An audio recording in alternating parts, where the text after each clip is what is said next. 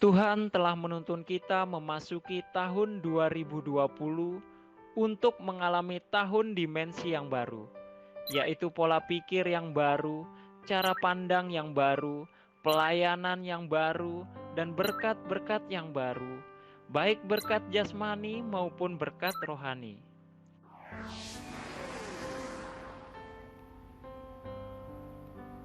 Sebelum kita memulai ibadah, mari bersama-sama kita berkatakan dengan iman Mazmur 91 sebagai doa kita. Dalam lindungan Allah, orang yang duduk dalam lindungan yang maha tinggi dan bermalam dalam naungan yang maha kuasa akan berkata kepada Tuhan, tempat perlindunganku dan kubu pertahananku, Allahku yang kupercayai. Sungguh, Dialah yang akan melepaskan engkau dari jerat penangkap burung, dari penyakit sampar yang busuk. Dengan kepaknya Ia akan menudungi engkau. Di bawah sayapnya engkau akan berlindung. Kesetiaannya ialah perisai dan pagar tembok. Engkau tak usah takut terhadap kedahsyatan malam, terhadap panah yang terbang di waktu siang, terhadap penyakit sampar yang berjalan di dalam gelap, terhadap penyakit menular yang mengamuk di waktu petang. Walau 1.000 orang rebah di sisimu, dan 10.000 di sebelah kananmu, tetapi itu tidak akan menimpamu. Engkau hanya menontonnya dengan matamu sendiri dan melihat pembalasan terhadap orang-orang fasik. Sebab Tuhan ialah tempat perlindunganmu, yang maha tinggi telah kau buat tempat perteduhanmu. Malapetaka tidak akan menimpa kamu, dan tulah tidak akan mendekat kepada kemahmu. Sebab malaikat-malaikatnya akan diperintahkannya kepadamu untuk menjaga engkau di segala jalanmu. Mereka akan menatang engkau di atas tangannya, supaya kakimu jangan terantuk kepada batu. Singa dan ular tedung akan kau langkahi. Engkau akan menginjak anak singa dan ular naga. Sungguh, hatinya melekat kepadaku, maka aku akan meluputkannya. Aku akan membentenginya, sebab ia mengenal namaku. Bila ia berseru kepadaku, aku akan menjawab.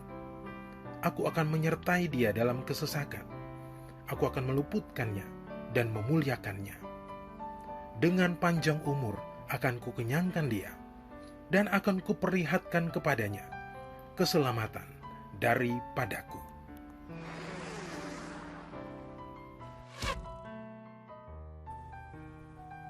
Mari secara bersama-sama kita deklarasikan Pentakosta ketiga. Pentakosta ketiga adalah pencurahan Roh Kudus yang dahsyat di zaman now, melebihi yang terjadi di Azusa Street.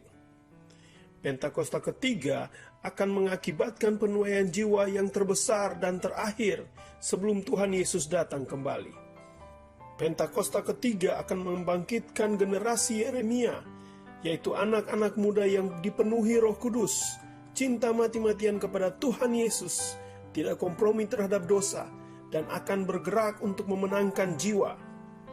Pentakosta ketiga lahir di Indonesia yang bergerak ke bangsa-bangsa. Gerakan ini dari timur ke barat dan akan kembali ke Yerusalem. Pentakosta ketiga akan memberikan kuasa untuk menyelesaikan amanat agung, dan setelah itu Tuhan Yesus datang kembali.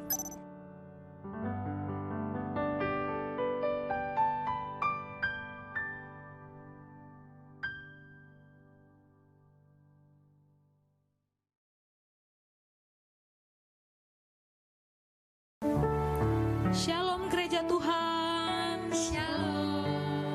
Terpujilah Tuhan, kalau kita boleh ada sampai hari ini, kita masih boleh mengundang hadirat Tuhan untuk hadir di setiap tempat-tempat, untuk hadir di setiap rumah-rumah pagi hari ini. Amin. Mari kita satu dalam doa. Tuhan Yesus yang baik, terima kasih. Pagi hari ini kami boleh bersama-sama untuk mengundang hadirat-Mu di tempat di mana kami ada, Tuhan Yesus. Kami mau merasakan hadirat-Mu ya Bapa. Satu hal yang kami rindu ya Bapa, berdiam di bait kudus-Mu, menikmati hadirat-Mu, merasakan jamahan-Mu ya Bapa. Terima kasih Tuhan Yesus. Terima kasih Tuhan Yesus. Satu hal yang ku rindu, berdiam di dalam rumah-Mu. Satu hal yang ku pinta,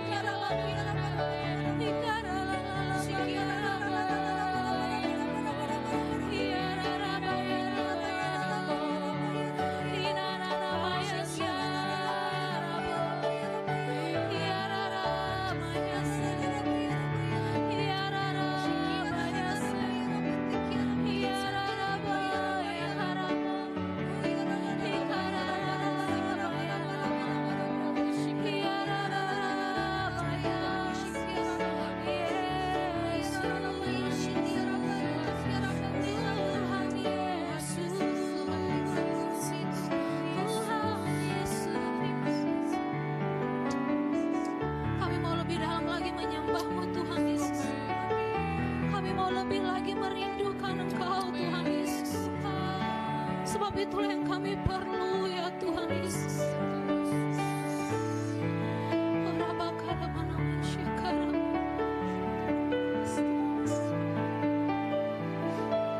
Lebih dalam lagi ku rindu Kau Tuhan, lebih dari segala yang ada, lebih dalam lagi ku cinta Kau Yesus, mengasihimu, lebih dalam lagi, lebih dalam lagi ku rindu Kau Tuhan, lebih dari segala yang ada, lebih dalam lagi ku cinta Kau Yesus, ku mengasihimu,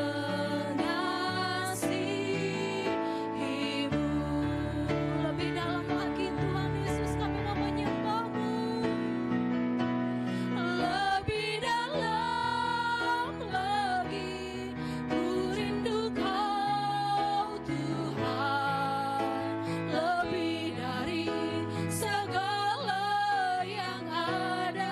Amin Tuhan Yesus.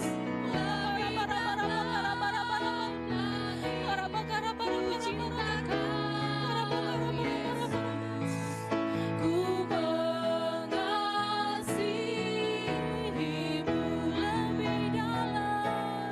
lebih dalam lagi. Amin. Ku rindu Kau. Amin Tuhan Yesus. Lebih dari segala yang ada, lebih dalam lagi ku cinta Kau Yesus, ku mengasihimu, ku mengasihimu, ku mengasihimu. Katakan sekali lagi, kami mengasihi Engkau Tuhan. Ku mengasihimu.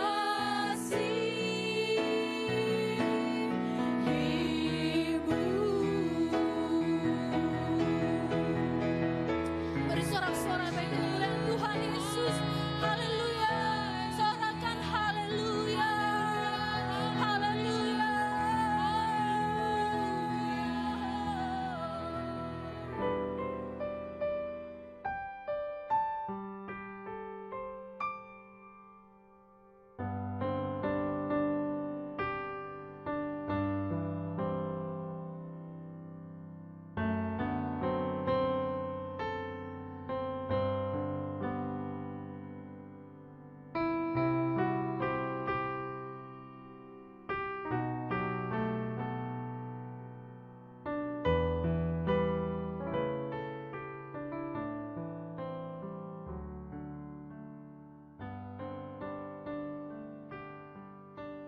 Happy Sunday semua.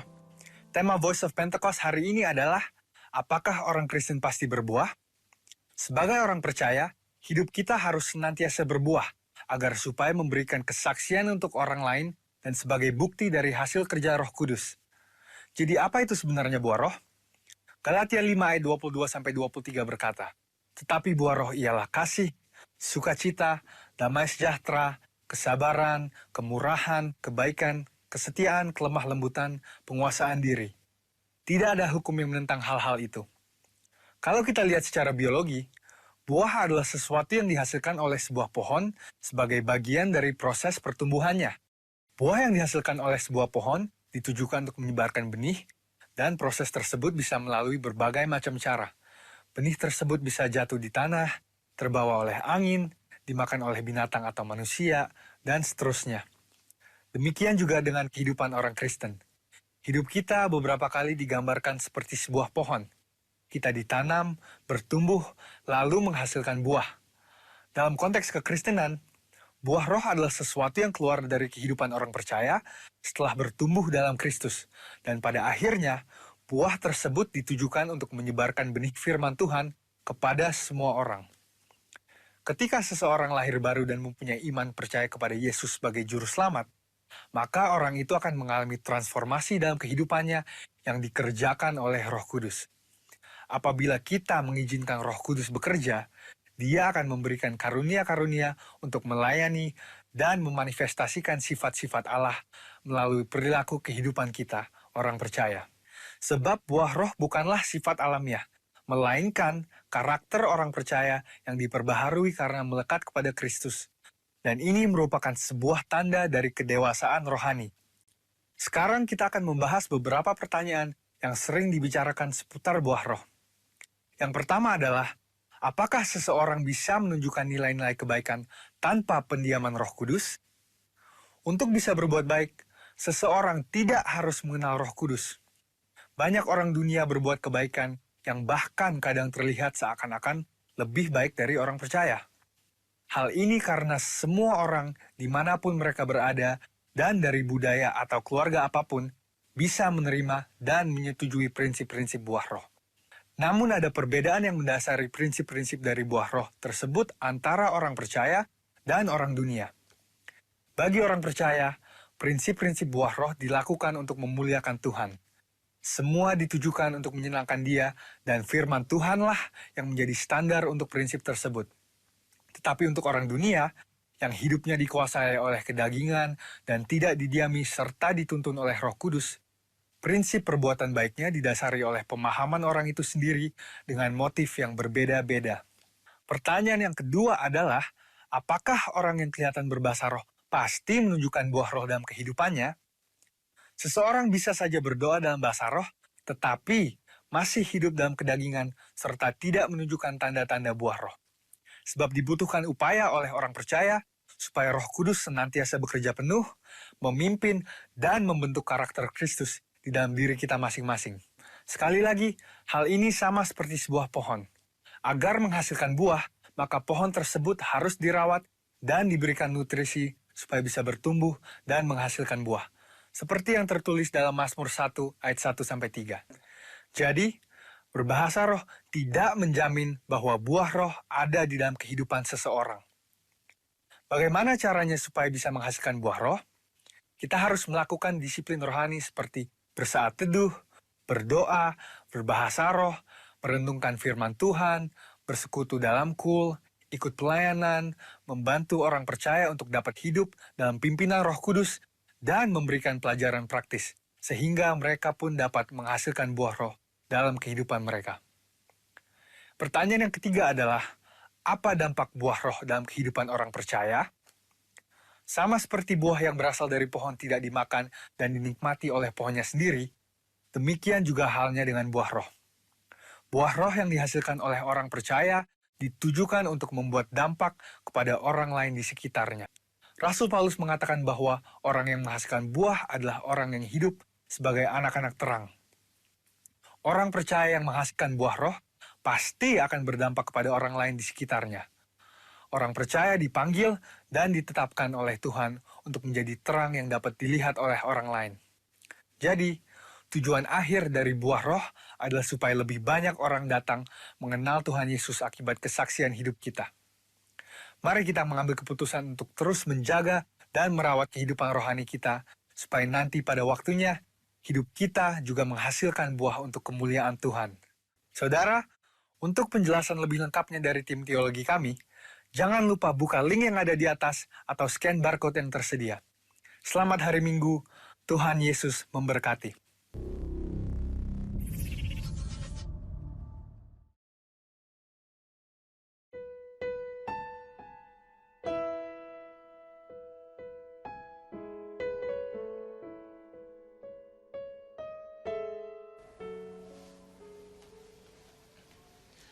Shalom Gereja Tuhan, puji nama Tuhan, kita sudah ada di akhir tahun 2020, bulan terakhir dari tahun ini. Puji Tuhan, kita bisa melihat bahwa Tuhan begitu baik atas kehidupan kita, dan kita bisa memasuki bulan Desember, dan sebentar lagi kita akan merayakan hari Natal. Haleluya. Nah, mari Bapak Ibu, firman Tuhan di pagi ini akan sama-sama kita dengarkan. Tapi sebelumnya mari kita tundukkan kepala dan kita berdoa. Bapa, di dalam nama Yesus kami bersyukur untuk kasih setiamu atas kami. Kami datang di hadapanmu saat ini, Engkau urapi kami. Kami mau mendengar firman yang adalah Engkau sendiri yang kembali menguatkan, meneguhkan iman kami. Dan kami berjalan di dalam kasih setia Tuhan yang ajaib atas kami. Terpujilah namamu Tuhan, kami siap mendengarkan. Haleluya. Amin. Mari Bapak Ibu kita buka firman Tuhan di Yohanes pasal 3, ayatnya yang ke-16 dan ayat yang ke-17. Saya mau ajak kita untuk sama-sama membacakan ayat ini bersama-sama, Bapak Ibu di rumah, dan saya akan membacakan di sini. Ya, firman ini berkata, karena begitu besar kasih Allah akan dunia ini, sehingga ia mengaruniakan anaknya yang tunggal, supaya setiap orang yang percaya tidak binasa, melainkan beroleh hidup yang kekal. Ayat yang ke-17 mengatakan bahwa sebab Allah mengutus anaknya ke dalam dunia, bukan untuk menghakimi dunia, melainkan menyelamatkannya oleh dia. Nah, kita bisa lihat firman ini mungkin di ayat yang ke-16 kita beberapa sudah menghafal ayat ini.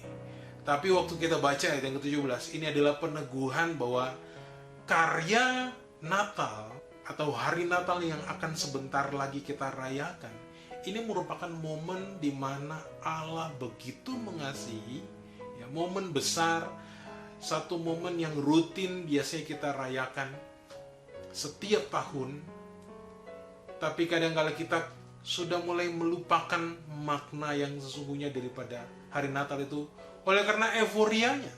Nah, di pagi ini firman Tuhan datang dengan tema atau judul firman, kasih yang tak terbatas. Haleluya. Ini kembali sebelum kita merayakan hari Natal, saya mau kita melihat firman Tuhan supaya kita mengingat ya bahwa esensi daripada bulan Desember atau menuju akhir daripada tahun ini itu adalah karena kasih Allah yang begitu besarnya dan tak terbatasnya atas kehidupan kita. Nah, teringat di awal tahun, ya, di mana kita mau memasuki tahun 2020, ya, kemudian kita diberikan satu tema tahunan, yaitu tahun dimensi yang baru. Saat itu mungkin kita masih bingung apa yang Tuhan mau, Tuhan taruh dengan tema ini. Tapi betul saja bahwa di sepanjang tahun ini kita masuk dalam satu pola cara baru dalam kita beribadah, dalam kita melayani Tuhan. Artinya bahwa kita melayani Tuhan lewat online, ya, lewat daring, atau mungkin secara offline atau onsite. Itu pun juga kita lakukan dengan jumlah-jumlah yang terbatas. Dan ini adalah hal-hal yang baru, pola baru, dimensi baru yang kita lewati. Nah, kembali lagi bahwa akan merayakan hari Natal. Tapi caranya pun juga berbeda. Sebagaimana kita merayakan Paskah di pertengahan tahun ini yang dilakukan secara online, ternyata di akhir tahun ini, waktu pertengahan tahun kita berandai-andai semuanya sudah berakhir, ternyata belum, saudara. Kita masih ada di dalam situasi pandemi COVID-19 dan akhirnya harus akan merayakan Natal dengan cara yang berbeda, pola baru, cara baru. Nah, firman Tuhan yang tadi kita baca itu kembali mengingatkan kita bahwa bukan Allah sedang menghakimi kita, tapi sebagaimana firman tadi menunjukkan bahwa karena Allah mau mengasihi kita. Saudara, saya mau mengingatkan beberapa kisah di firman Tuhan di Alkitab. Bagaimana Tuhan seakan-akan membiarkan Yusuf masuk penjara. Atau seakan-akan Daniel dibiarkan masuk gua singa. Bahkan juga ada sebuah kisah di mana bangsa Israel lari terbirit-birit dari bangsa Filistin karena muncul sosok Goliat. Dan akhirnya harus ada peperangan antara Daud dan Goliat. Apakah Tuhan tidak bisa mengatasi permasalahan ini? Saya percaya bahwa bukan di situ esensinya, tapi di situ adalah cara di mana Tuhan mau supaya kita dekat dengan Tuhan. Nah, di momen Natal ini, kita mau kembali mengingat waktu kita akan melewati hari Natal. Kita akan merayakan Natal sebentar lagi. Sebelum kita melewati dengan cara baru, pola baru, model baru, settingan baru. Saya mau ajak kita untuk melihat bahwa Natal itu bukan sekedar euforia, atau bulan Desember itu bukan sekedar rutinitas kita. Tapi kita harus melihat bahwa mungkin Tuhan mau kita kembali dekat, merenungkan bahwa Dia begitu mempedulikan kita, bukan mempedulikan segala macam yang kita capai, segala macam yang kita punya. Amin, saudara. Kenapa? Karena Tuhan punya tujuan bahwa kita mengalami kehidupan yang kekal bersama dengan Dia. Haleluya. Mari kita lihat firman Tuhan di dalam 2 Korintus pasal 5 ayat 17, 18, dan ayat ke-19. 3 ayat ini akan kembali mengingatkan kita bahwa apa yang terjadi di momen Natal atau esensi daripada hari Natal yang akan kita rayakan dengan cara yang berbeda ini, itu adalah semata-mata oleh karena Tuhan punya maksud yang indah dalam kehidupan kita. Haleluya. Ini kembali mengingatkan kita, saudara. Mari kita sama-sama baca 2 Korintus 5 ayat 17. Jadi siapa yang ada di dalam Kristus, ia adalah ciptaan yang baru. Yang lama sudah berlalu, sesungguhnya yang baru sudah datang. Haleluya. Karena kita ada kelamaan di rumah, kita udah kelamaan dengan aktivitas-aktivitas kita sendiri, kita lupa bahwa kita sudah dibaharui. Tapi sebelum kita merayakan Natal tahun ini, ingat bahwa bila Kristus ada di dalam kita, kita baru, saudara. Amin. Ayat yang ke-18 mengatakan, dan semua ini dari Allah. Dan dengan perantaraan Kristus telah mendamaikan kita dengan dirinya, yang telah mempercayakan pelayanan pendamaian itu kepada kami. Ini adalah tugas kita. Kenapa gereja Tuhan dipanggil untuk mengerti akan hal ini?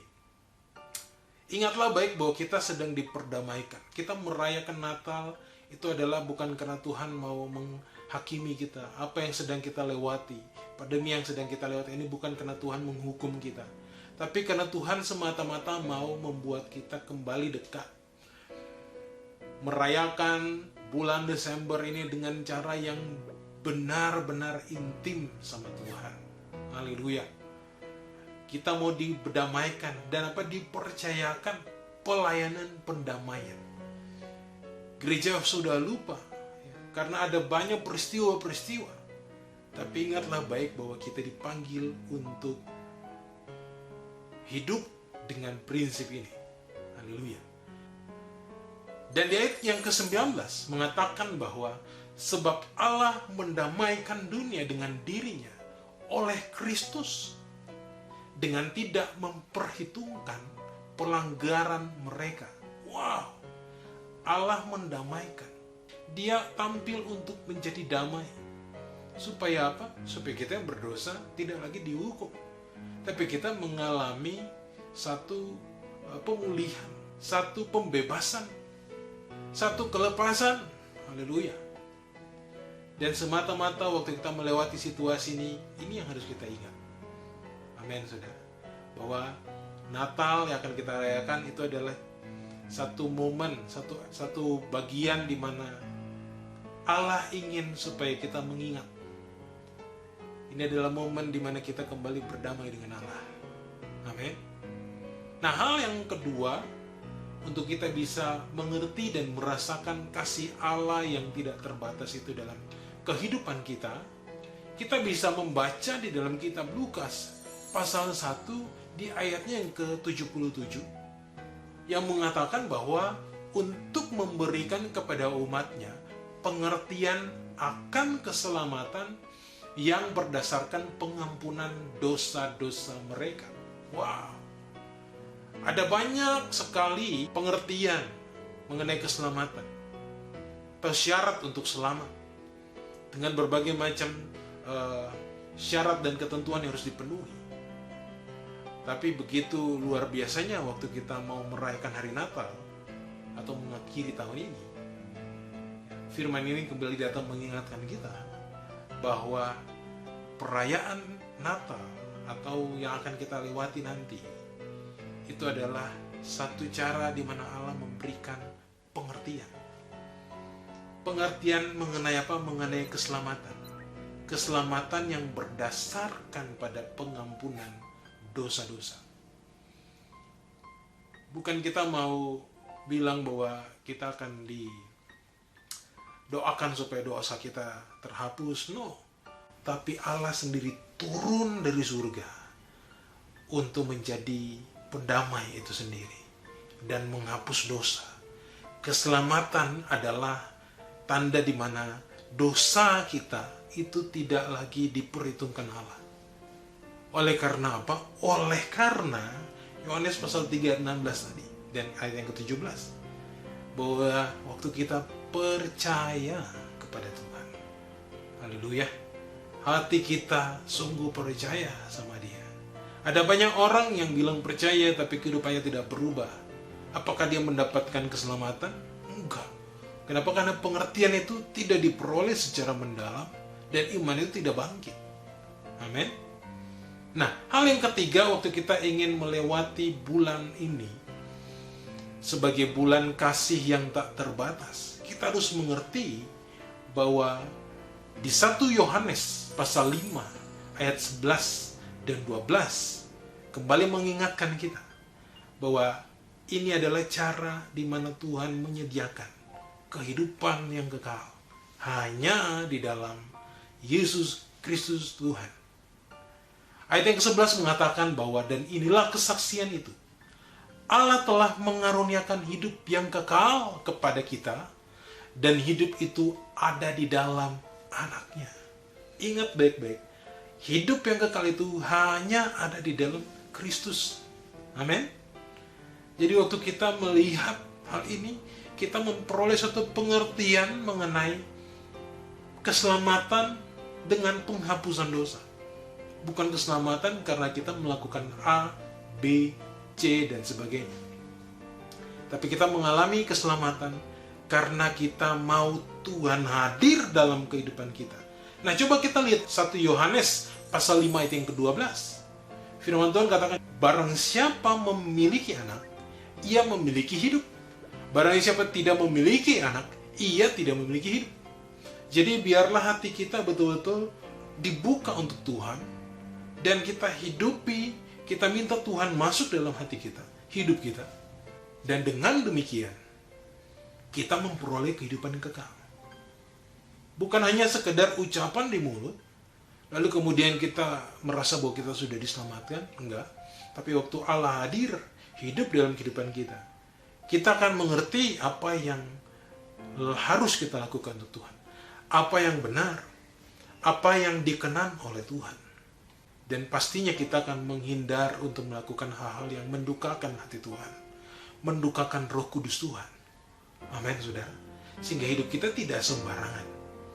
Mari kita melewati bulan ini, dan sebentar kita akan memasuki perayaan hari-hari Natal kita dengan satu pengertian yang mendalam bahwa kasih-Nya itu tidak terbatas buat saudara dan saya. Haleluya. Kita akan masuk dalam perjamuan kudus.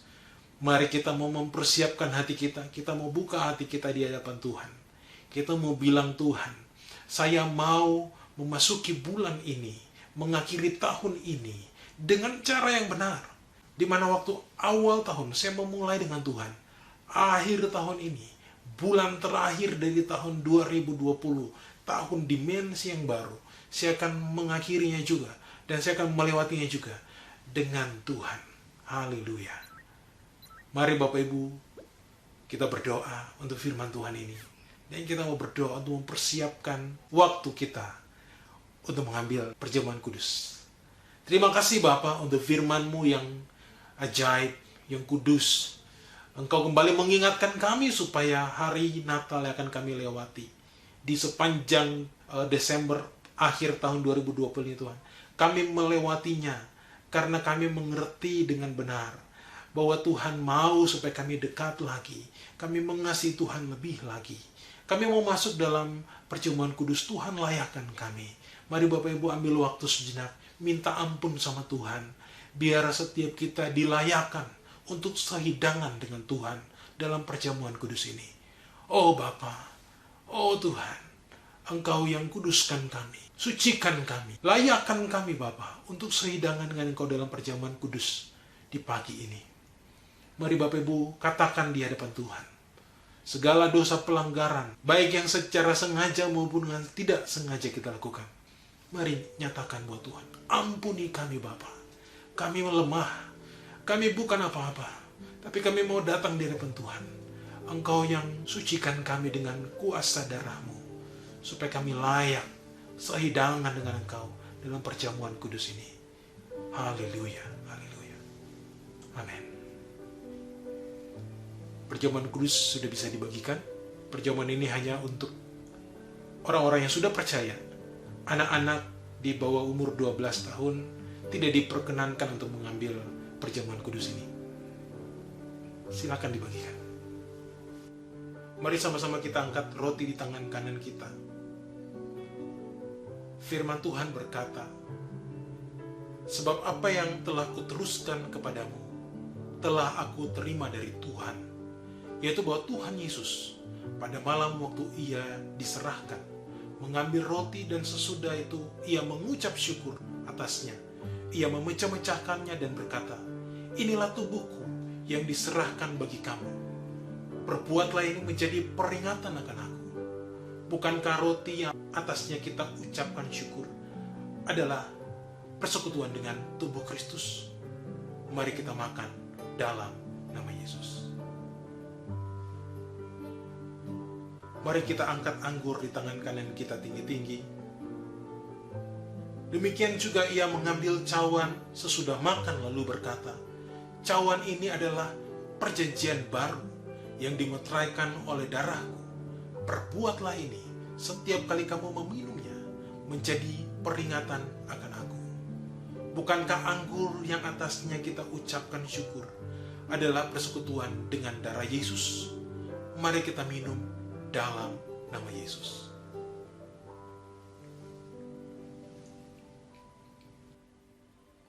Mari kita mengucap syukur di hadapan Tuhan. Haleluya. Terima kasih Bapa, terima kasih Yesus. Oh, Engkau baik bagi kami. Haleluya, haleluya. Oh, ralabaya rana masih kaya ralabaya ralabo. Mari naikkan ucapan syukur kita bagi Tuhan. Katakan terima kasih Tuhan Yesus. Haleluya. Terima kasih Yesusku, terima kasih Yesusku. Puji syukur hanya bagi Tuhanku. Terima kasih Yesusku, terima kasih Yesusku. Puji syukur hanya bagi Tuhanku. Haleluya. Terima kasih Yesusku, terima kasih Yesusku. Puji syukur hanya bagi Tuhanku. Terima kasih Yesusku, terima kasih Yesusku. Puji syukur hanya bagi Tuhanku. Oh, puji syukur hanya bagi Tuhanku. Haleluya. Puji syukur hanya bagi Tuhanku. Berikan tepuk tangan yang paling meriah bagi Tuhan Yesus. Katakan haleluya, haleluya, haleluya. Oh, ralabaralabaralabaralabar. Oh Tuhan, Engkau urapi setiap keluarga lepas keluarga. Engkau urapi setiap pribadi lepas pribadi. Mari buka hati kita. Kita akan sebentar lagi mengakhiri tahun 2020. Kita ada di bulan terakhir tahun ini. Mari buka hati. Oh Tuhan, urapan yang baru turun mengalir, mengurapi, memberkati setiap kita di dalam nama Yesus. Haleluya. Terima kasih Bapak, kami sudah sehidangan dengan Engkau dalam perjamuan kudus ini Tuhan. Engkau sudah melayakan kami Tuhan. Dan kami percaya bahwa Engkau hidup di dalam kami, di dalam hati kami, di dalam pikiran kami. Haleluya. Amin. Terima kasih Tuhan Yesus. Mari Bapak Ibu Saudara, buka hati dan angkat kedua tangan. Dan kita akan terima berkat daripada Tuhan sendiri. Berkat daripada Allah Bapa, penuh kasih karunia Tuhan Yesus Kristus, dan persekutuan yang manis dengan Roh Kudus, turun mengurapi, menyertai, menuntun setiap kita, pribadi lepas pribadi, keluarga lepas keluarga, di dalam kasih karunia yang besar, sampai Tuhan Yesus datang kali yang kedua, menjemput setiap kita di orang yang permai, bahkan sampai selama-lamanya. Kita yang terima berkat Tuhan, sama-sama katakan, Amin. Selamat hari Minggu Bapak Ibu. Tuhan Yesus memberkati.